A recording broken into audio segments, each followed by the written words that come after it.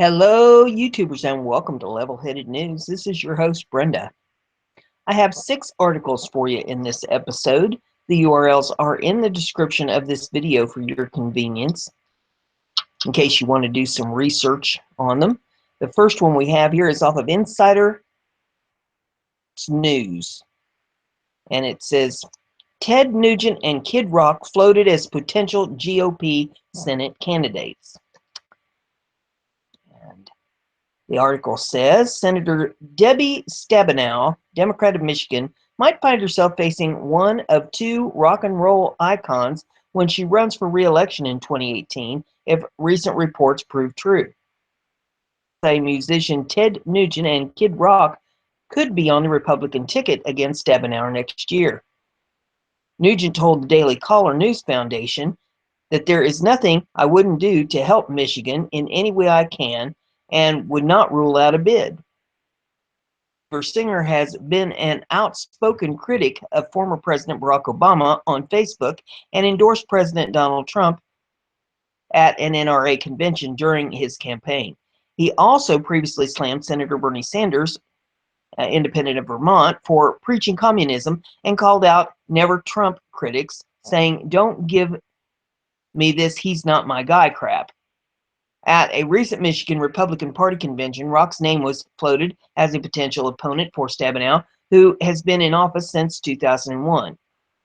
I have not talked to Kid Rock about that, Michigan GOP press officer Sarah Anderson told Fox News. I think it would be awesome. Surprised if there was a movement for him to run, but to my knowledge, he has not been asked. A spokesperson for Rock, whose real name is Robert Ritchie, did not respond to a request for comment from Fox 411. Michigan electors supported Trump in 2016, their first Republican presidential candidate since 1988. The article I have for you is off of libertyheadlines.com, and it says, Russian spy ship was 30 miles from U.S. subbase in Connecticut. The Russian spy ship Viktor Leonov on Wednesday morning was spotted 40 miles closer to the U.S., not far from Navy submarine base in Connecticut, a U.S. official told Fox News. The ship was spotted 30 miles south of Groton, Connecticut, but it remained in international waters. The U.S. territorial boundary extends 12 miles from the coast. The Russian spy ship was currently loitering in the water, the U.S. official said. We are aware of the vessel's presence, said Lieutenant Colonel Valerie Henderson, a Defense Department spokeswoman.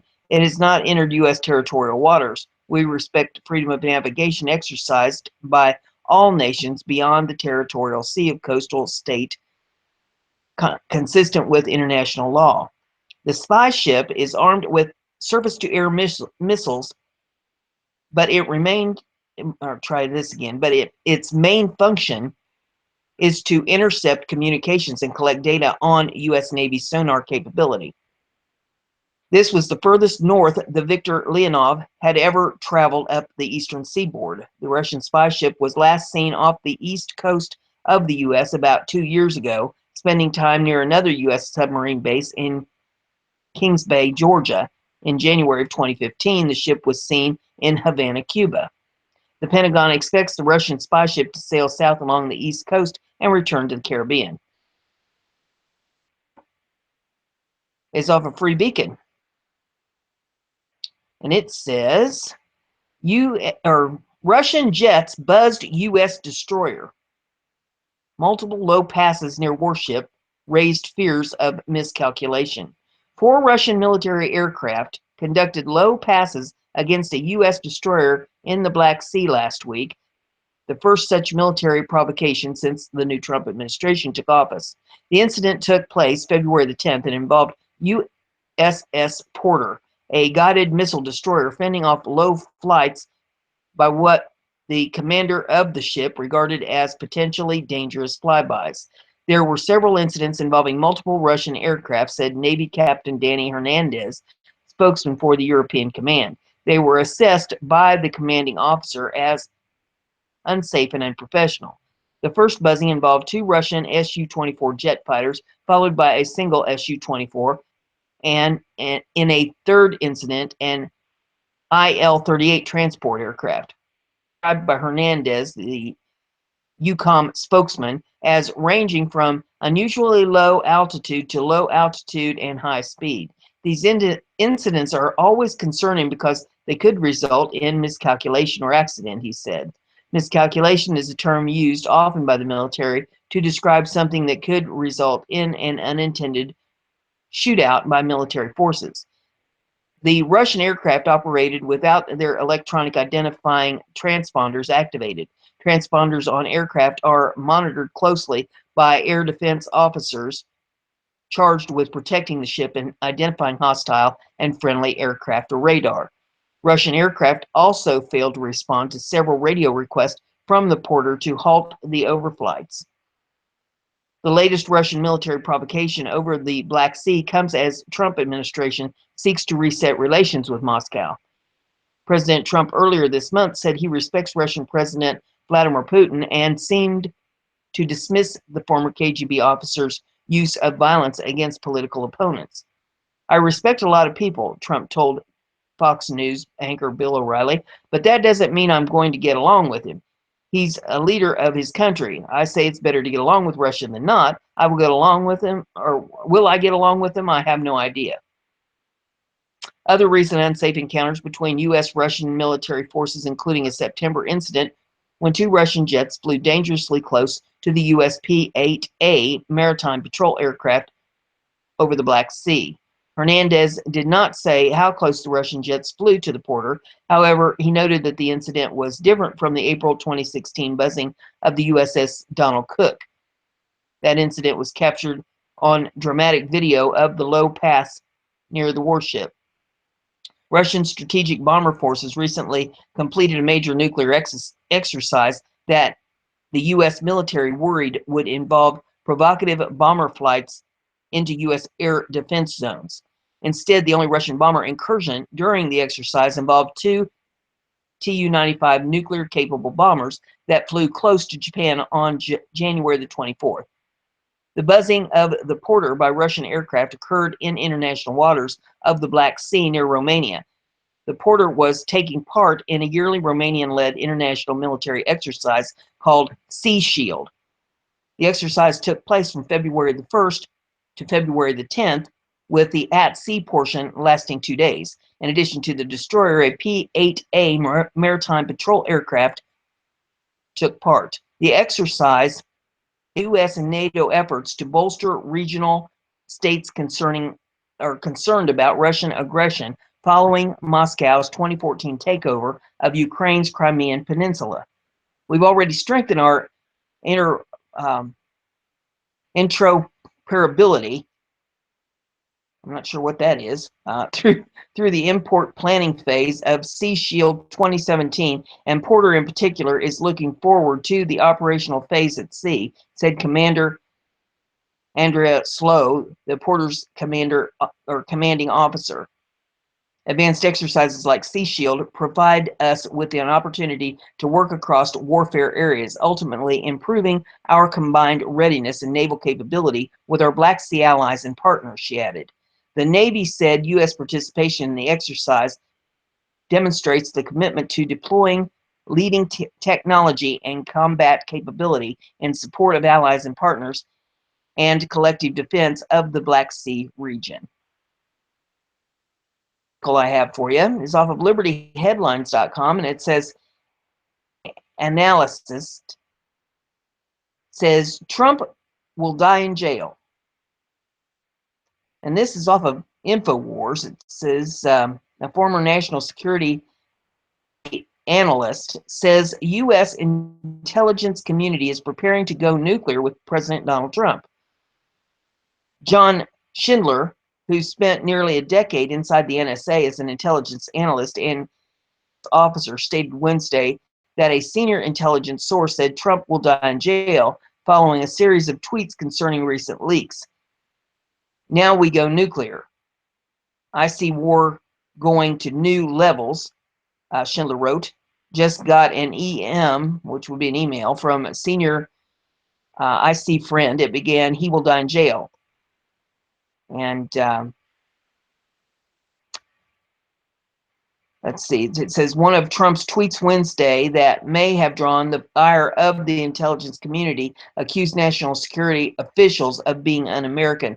The real scandal here is that classified information is illegally given out by intelligence like candy. Very, very un-American is what Trump tweeted. It says another tweet made specific mention of New York Times and the Washington Post, two news outlets, leaks from anonymous U.S. officials. And that tweet says information is being illegally given to the failing New York Times and Washington Post by the intelligence community, NSA and FBI, question mark, just like Russia. So there's that information. The next one that we have here is off of USA Politics Now. It says Obama screams like a baby after being refused a meeting with Trump at the White House. 4 Secret Service agents and 2 United States Marines had a good laugh earlier today when Barack Obama showed up unannounced at the White House demanding a meeting with President Trump. At first, the former president just nodded and waved and started walking through the door at the Eclipse like he owned the place until he came face to face with Agent Brock Niedermeyer, who used to serve on his detail.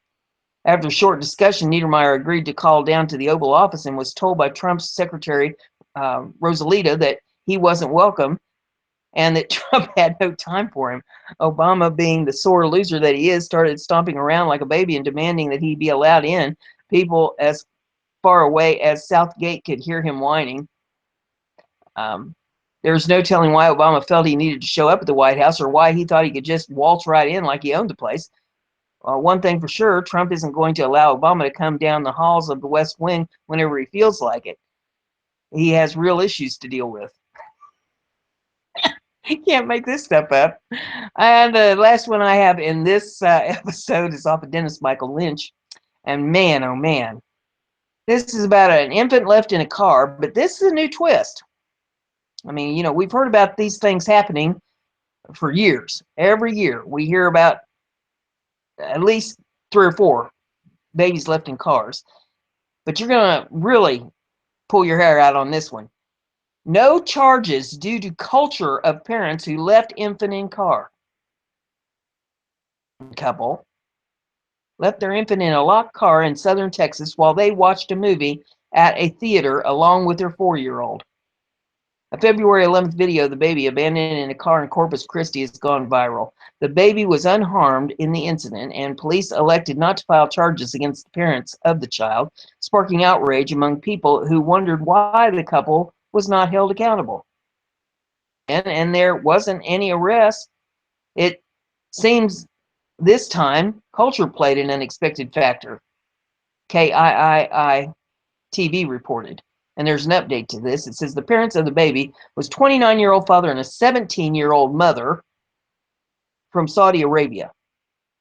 Police have clarified that they were trying to be culturally sensitive in the case and said they should have released the couple's alibi to the public, or they should not have. That's what it says. And they should not have released the couple's alibi to the public.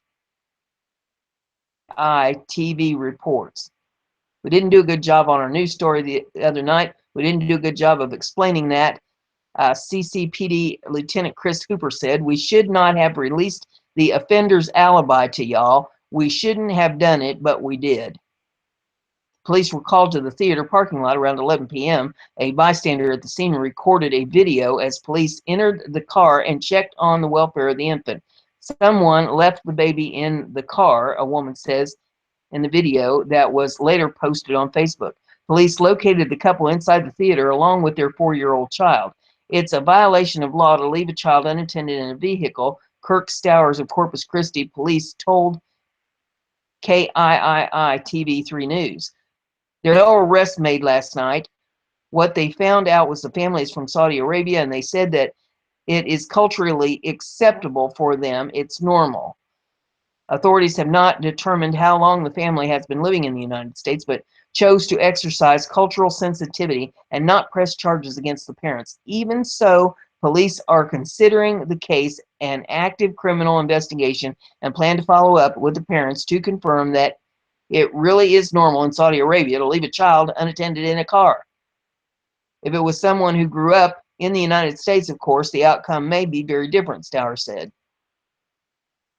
And there's some video in this if you want to pull that up to get an eyeball of this for yourself. Wow, can't make this stuff up. I've got more episodes for you this morning. If you like what I'm doing here, give it a thumbs up. Share it on your social media so everybody gets to hear the news. And don't forget to subscribe if you haven't done that yet. See you in the next one.